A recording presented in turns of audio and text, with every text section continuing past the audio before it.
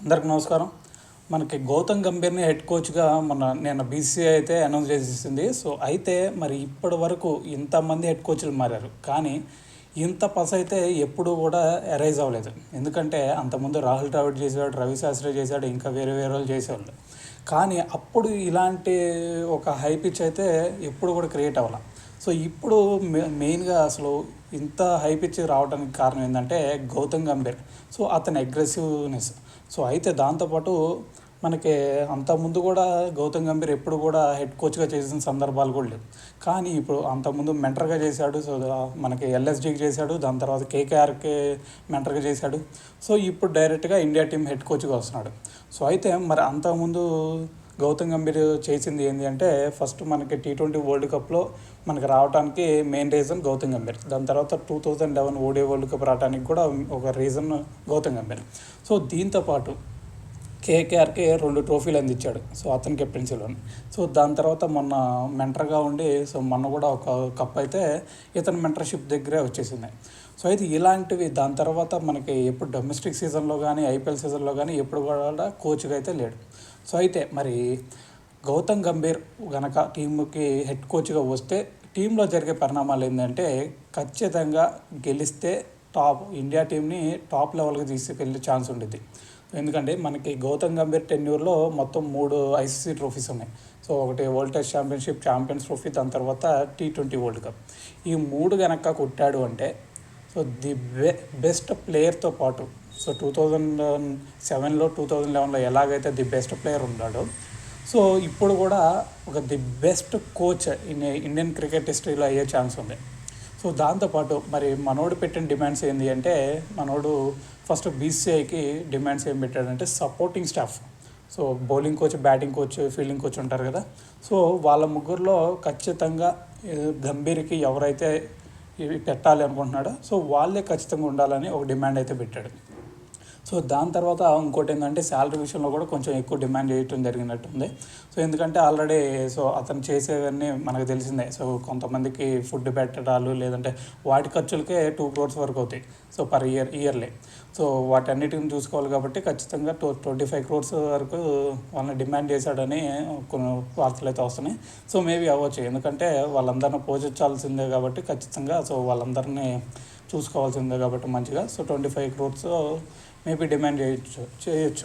అయితే మరి దాని తర్వాత మరి ఒకవేళ గనక గౌతమ్ గంభీర్ కొంచెం స్ట్రగుల్ అయ్యాడు అంటే, సో అతను హెడ్ కోచ్గా ఉన్నప్పుడు టీం గనక సరైన పర్ఫార్మెన్స్ లేకపోతే, సో ఆల్రెడీ మనం ఢిల్లీ క్యాపిటల్స్ టీంలో చూసాం. సో ఇతని కెప్టెన్సీలో సరైన పర్ఫార్మెన్స్ లేక మొత్తం మ్యాచ్లన్నీ ఓడిపోతూ వచ్చింది. అప్పుడు నిర్దాక్షిణ్యంగా కెప్టెన్సీ బాధ్యతలన్నీ వదిలేసి, దాని తర్వాత ఇంకా 2 years టైం ఉన్నాక 2 years ఉంది ఇంకా అతను కెప్టెన్సీ చేసుకోవడానికి కూడా. సో నిర్దాక్షిణ్యంగా టీం ఓడిపోయినప్పుడు నాకు ఈ కెప్టెన్సీ అవసరం లేదని చెప్పేసి, సో అతను మొత్తం అసలు ఐపీఎల్కే రిటైర్మెంట్ ఇచ్చేసాడు.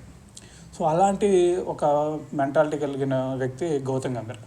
సో కాబట్టి ఇప్పుడు గౌతమ్ గంభీర్ టెన్యూర్లో కనుక ఈ టీమిండియా ఒక హై రేంజ్కి వెళ్లకుండా డౌన్ రోడెన్లో పడింది అంటే, మనకి 2 years టైం ఇచ్చారు గౌతమ్ గంభీర్కి. సో 1 year లేదంటే 6 monthsలో అయినా సరే మొత్తం రిటైర్మెంట్ ఇచ్చేసి నేను వెళ్ళిపోతున్నాను అయితే చెప్తాడు. సో ఎందుకంటే ఇలాంటి మెంటాలిటీ, ఎందుకంటే ఎప్పుడు కూడా గౌతమ్ గంభీర్కి ఒకటే మెంటాలిటీ, టీం గెలవాలా. వ్యక్తిగత ఇండివిజువల్ స్కోర్స్ ఇవన్నీ అవసరం లేదు, టీం గెలవాలా, అది మాత్రమే ఆలోచిస్తాడు.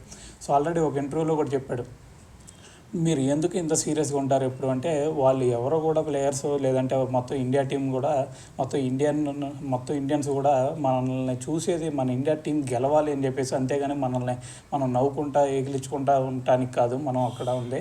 సో మన బాధ్యతతో మనం గ్రౌండ్లో ఉన్నంతసేపు చాలా సీరియస్గా మ్యాచ్ని గెలిపించడానికే చూడాలి, అందుకే నేను అలా సీరియస్గా ఉంటానని చెప్పిన సందర్భం కూడా ఉంది.